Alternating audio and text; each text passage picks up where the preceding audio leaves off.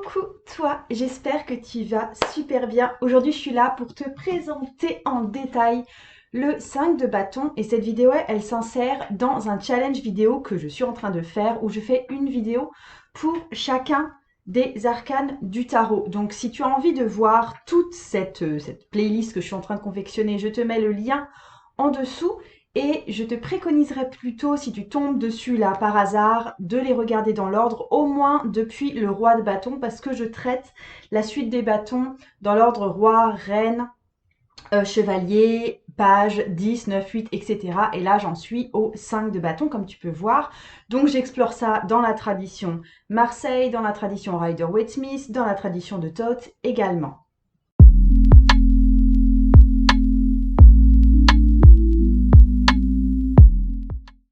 Mais peut-être que toi, tu me connais pas encore. Alors, je me présente rapidement. Je m'appelle Margot. Je suis psychopraticienne et tarologue et j'ai créé de nombreux cours en ligne autour du tarot, dont une méthode spécifique où j'emploie le tarot pour des libérations énergétiques et j'enseigne ça de façon unique et spécifique dans des retraites que j'ai appelées l'expérience tarot.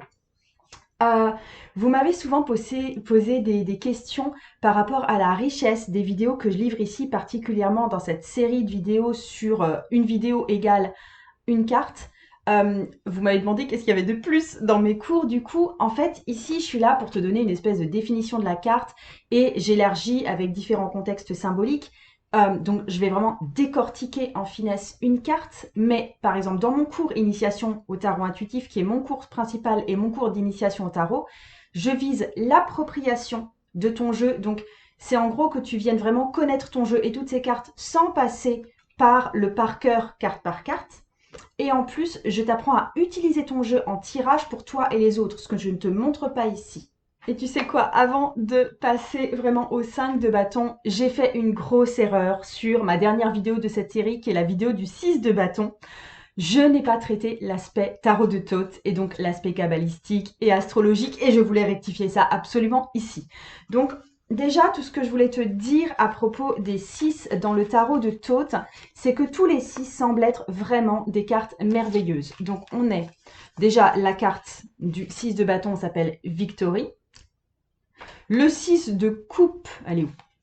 S'appelle Pleasure, le plaisir. Le 6 d'épée, c'est la science. Et le 6 de 10, le 6 de disque est indiqué avec la mention succès. Sur l'arbre de vie kabbalistique, dont je te montre une représentation ici, on retrouve le 6 de bâton dans Tifaret, le Séphira Tifaret, qui est vraiment au cœur, qui est le reflet direct de Keter, qui est la couronne, l'idée et l'esprit. Donc c'est vraiment le fils du père. C'est un équilibre parfait entre la gauche et la droite, le bas et le haut. Donc c'est vraiment un point d'équilibre, de perfection. Et au niveau zodiacal, cette carte exprime Jupiter en Lion. Donc c'est plutôt un heureux mariage, la planète Jupiter, le signe du Lion, parce que Jupiter est expansif et généreux et le Lion est gouverné par le Soleil. Donc c'est vraiment la recette pour une victoire triomphante. Ce qu'il y a à mentionner aussi, c'est que les bâtons qui sont représentés ici, c'est ceux qui sont utilisés par les officiants de la Golden Dawn. Donc on a les deux du haut avec des disques solaires, c'est ceux des adeptes en chef, et les autres représentent les bâtons phénix et les bâtons lotus. Et je peux maintenant enfin passer au 5 de bâton, qui est la carte qui nous intéresse spécifiquement aujourd'hui. Tout d'abord, tradition Marseille. Alors je te montre tarot de Marseille pur, le tarot de Marseille, et le tarot de Marseille qui a été interprété par Arnaud Malherbe dans le tarot initiatique. Donc dans le tarot de Marseille, le 5 de bâton, c'est une carte de tentation et de nouveaux désirs. C'est peut-être une invitation à de nouvelles pratiques sexuelles ou peut-être que c'est plus une innovation dans le domaine créatif, mais en tout cas, c'est une énergie dont il faut avoir le courage de se servir. Parce que ça peut aussi être des cartes de perversité, de créativité qui ont besoin, tu vois, de drogue ou d'alcool ou un désir d'évolution qui n'est pas pleinement assumé. D'ailleurs, en général, les 5 sont des cartes de tentation. C'est toujours en lien avec le pape, qui est l'arcane 5, le diable, qui est l'arcane 15 et les deux parlent de malédiction et de bénédiction. Donc, il faut considérer que le 5 est aussi au milieu dans la suite des 10 chiffres des arcanes mineurs. Donc, c'est des cartes un peu d'entre-deux-mondes. Dans les cartes de 1 à 4, on est vraiment ancré dans la vie matérielle. Dans les cartes de 6 à 10, on est plus sur de la vie spirituelle. Et les papes, comme le diable, sont des invitations à aller plus loin, à dépasser les limites du monde matériel, du monde rationnel. Là, on a le pape qui établit un pont vers les mondes divins et cosmiques pour ses disciples. Et le diable, il propose une descente dans l'obscurité de l'inconscient pour arriver à la racine de notre créativité. Donc, tous les 5 sont des chemins vers la connaissance de soi. Ça propose des idéaux, ça suggère aussi de la prudence et ça invite à venir dépasser certains de nos acquis. Et dans le 5 de bâton, il peut y avoir 2 tentations. Déjà celle de sublimer sa force sexuelle par la méditation et l'illumination spirituelle, donc plutôt un mouvement, tu vois, qui part de quelque chose de très brut et qui va vers la spiritualité, ou d'explorer, là, plus dans un mouvement vers la profondeur, d'explorer les pulsions profondes qu'on peut avoir en suivant nos désirs. Donc on a bien les 2 chemins, à la fois pape et diable. Et si on parle plus de créativité que de sexualité, c'est une ouverture de l'artiste à des thèmes, plus profonds et plus universels. Dans la tradition Rider-Waite-Smith, c'est avant tout vu comme une carte de compétition et de rivalité. Donc, au lieu de travailler ensemble, il peut y avoir des batailles internes à une équipe qui surviennent, souvent sur des broutilles, souvent vraiment sur du domaine matériel. C'est vraiment l'inverse du 4 de bâton. Attends, je te montre ça là, j'avais sorti. Tu vois, le 4 de bâton qui vient logiquement avant dans la suite, ça représente le succès par le travail en équipe. Et donc, c'est une invitation à considérer son entourage et à distinguer les alliés des rivaux. On est vraiment dans le thème de l'envie et de la jalousie aussi, la confrontation des égos, que ce soit au travail, que ce soit à l'école, en fait, dans n'importe quel domaine. Je te montre ça dans d'autres tarots. Attends, je vais garder ça. Alors, le Brady Tarot, où on a la lutte de 2 salamandres. Le Linestrider Tarot, cette fois, ce sont 2 renards qui se battent. Dans le Helgoliath Tarot, clairement, c'est un peu une atmosphère de conflit avec un cactus tout hérissé. Avec le Heart and Hands Tarot, on a vraiment cette idée de lutte, de se battre les uns contre les autres. Et avec le Children of Litha, on a aussi ces 2 tigres qui luttent l'un contre l'autre. Alors, je te montre le 5 d'épée dans le tarot de la forêt magique, parce que souvent, on peut confondre ce 5 de bâton, où est-ce que je l'ai? Ce 5 de bâton avec le 5 d'épée. Parce que dans les 2 cas, il s'agit d'un conflit. Mais en fait, le 5 d'épée, ça montre une défaite et sans doute une trahison d'une des parties, tandis que dans le 5 de bâton, on est face à un combat égalitaire. C'est un combat égal et c'est sans doute aussi juste un entraînement avant des difficultés plus sérieuses. Ça peut être vraiment une carte de compétition saine, qui peut être un entraînement pour le corps et l'esprit, et une forme d'invitation en fait à venir se challenger. C'est une invitation aussi à une approche sans doute plus positive de la compétition. Ça, on le voit aussi. Attends, je reprends mes cartes. Dans le Urban Tarot, où on a cette image du bras de fer, où on a cette image du baseball, il y a une image assez sportive, ou ici dans le Mysticious Tarot, avec cette idée du jeu d'échecs. En fait, c'est dans la nature des bâtons de voir la vie comme une forme de bataille. Mais dans le meilleur des cas, les batailles peuvent être un challenge qu'on recherche avec envie. Et les 5 en général sont des cartes de difficulté ou de perte. Mais avec l'énergie des bâtons, ça vient vraiment se transformer en compétition. Et c'est peut-être une façon de voir ça comme le moyen d'être en contact avec la société et les uns avec les autres. Alors au-delà d'être vraiment une histoire de concurrence avec les autres, il peut vraiment s'agir ici d'un conflit interne aussi. C'est comme si on avait les 5 parties de soi en conflit, notre côté matériel, notre côté énergétique, notre côté émotionnel, notre côté mental, notre côté spirituel, et qu'il y avait une bataille en nous à ce niveau-là. En fait, ici, le consultant peut se demander quel but poursuivre, et s'il faut poursuivre ce but-là, il a du mal à prioriser, il a du mal à faire le calme en soi, il a du mal à savoir quoi faire.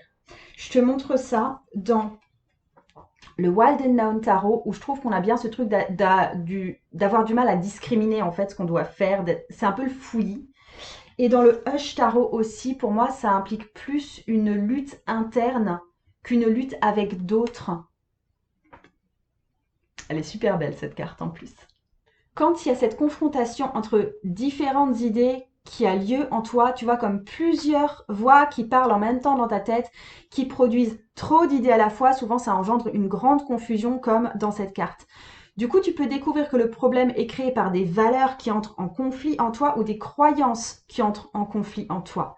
Et là, on se tourne vers Tempérance, parce que Tempérance est aussi lié au 5 de bâton, parce que c'est l'arcane 14 et que 1 plus 4 égale 5.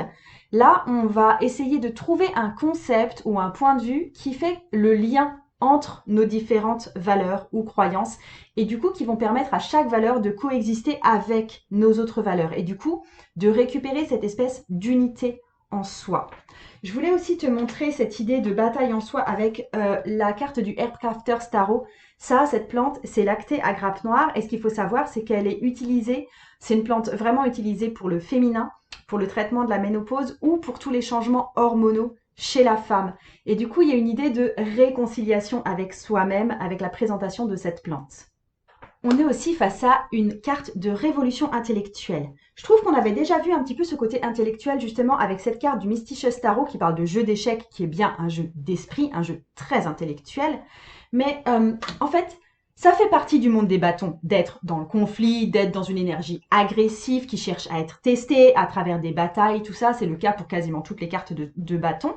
Mais ça peut justement mener à des débats d'idées ou à des brainstorming ou à des idées de révolution. Il y a vraiment une idée d'élévation mentale. Je trouve que ça, on le voit dans le Good Tarot, tu vois, avec cette femme qui a des papillons allumés au-dessus de sa tête.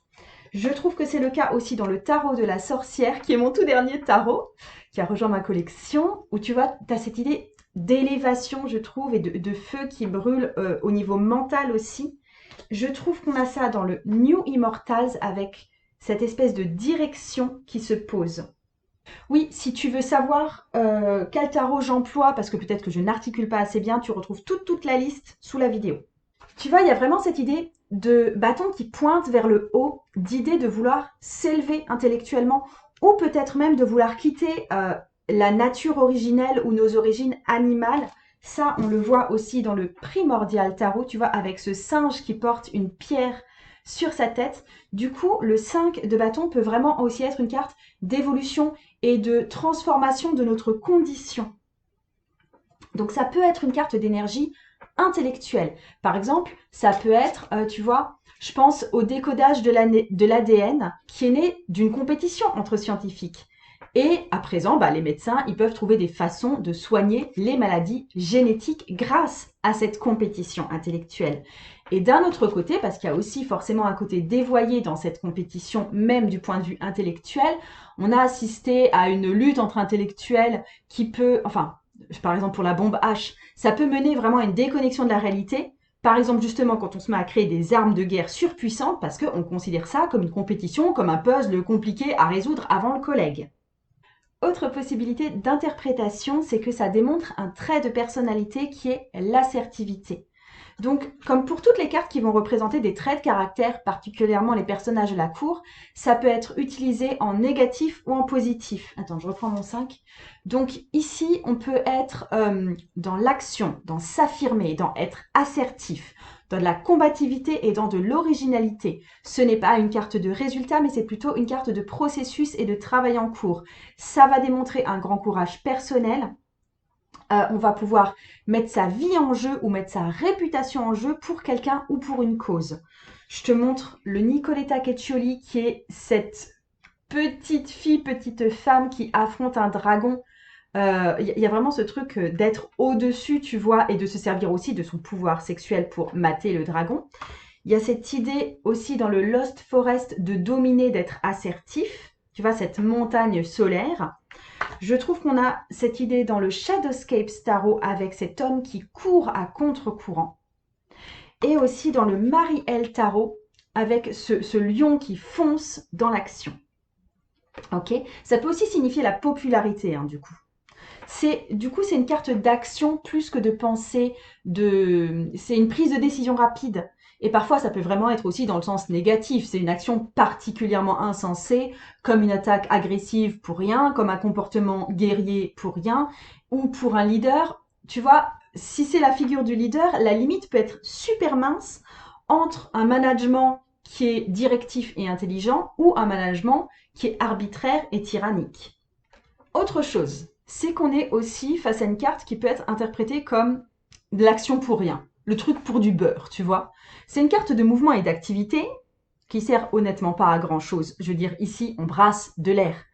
Waite, il dit de cette carte qu'elle représente l'action de mimer une guerre et c'est une carte d'imitation. Donc, c'est une invitation à pas forcément être impressionné par ce qui peut se passer parce que c'est sans doute juste de l'esbrouf. Je trouve qu'on a ça dans le Cosmic Cycle Tarot. C'est qu'un jeu, d'accord? C'est qu'un jeu. On a ça dans le Hawk, Ash and Thorn Tarot. Tu vois, où on a ces renards qui se battent, mais c'est plus, ils sont en train de sautiller partout, tu vois. C'est pas vraiment très agressif ici. Donc ça évoque les batailles qu'on mène dans la vie, les luttes vaines qu'on peut avoir, le fait de se plaindre contre des choses auxquelles on ne peut pas grand-chose. C'est une carte de conflit, mais c'est sans doute un peu du conflit pour rire. Parce qu'on a déjà décidé plus ou moins qui allait gagner ou comment ou quoi. Donc on a des jeunes gens qui se battent ici, mais ils tapent leurs bâtons les uns contre les autres sans faire vraiment de mal à personne. Il n'y a pas de volonté de détruire dans cette carte. Je trouve qu'on voit aussi ça super bien dans le Tarot of the Magical Forest, où là ils sont vraiment en train de faire n'importe quoi avec leurs bâtons, mais ce n'est pas une guerre. Je termine par une perspective astrologique avec le Hermétique Tarot et le Tarot de Thoth. Cette carte représente Saturne en Lion. C'est du coup un mix de contradictions et je trouve que ça se voit bien sur ces cartes. Dans l'arbre de vie de la Kabbale, attends, je te reprends l'illustration. Hop, hop, hop, hop, hop, hop. Ça correspond au séphiroth Gebura qui est ici. Qui est la force, la destruction, la guerre, le jugement. Et les suites des 5 qu'on retrouve toujours dans le Gebura, ça parle de problèmes compliqués et de confrontation. Et avec l'énergie du feu, ça parle de conflits et de combats. Alors, l'énergie du lion, l'énergie astrologique du lion est plutôt à l'aise dans cet univers un peu de combat et de confrontation. Mais par contre, pourquoi je dis que c'est un mix de contradictions? C'est parce que le lion, il est plutôt fier et en mouvement, et la planète Saturne, elle est plutôt en résistance par rapport à ça, parce que c'est plutôt une planète de calme, de décision à prendre avec l'esprit. Et du coup, l'image du tarot de Thoth, on voit comme du magma qui serait sous pression et qui tente d'atteindre la surface d'un volcan. En fait, les mots de Crowley pour cette carte, c'est vraiment énergie volcanique qu'on peut voir dans cette carte. Et c'est d'ailleurs noté pour les deux Strife et Lord of Strife. J'en ai fini avec les explications pour ce 5 de bâton. N'hésite pas à me donner d'autres éléments si tu vois d'autres choses dans cette carte que je n'ai pas forcément ou relevé ou dont je n'ai pas forcément parlé. Sinon, tous les liens que je t'ai indiqués sont en dessous pour me retrouver, pour retrouver mes services, c'est également en dessous. Pour avoir toute la bibliographie, c'est en dessous. Tous les tarots, c'est en dessous. Et je te souhaite une super journée. Le tarot peut changer ta vie.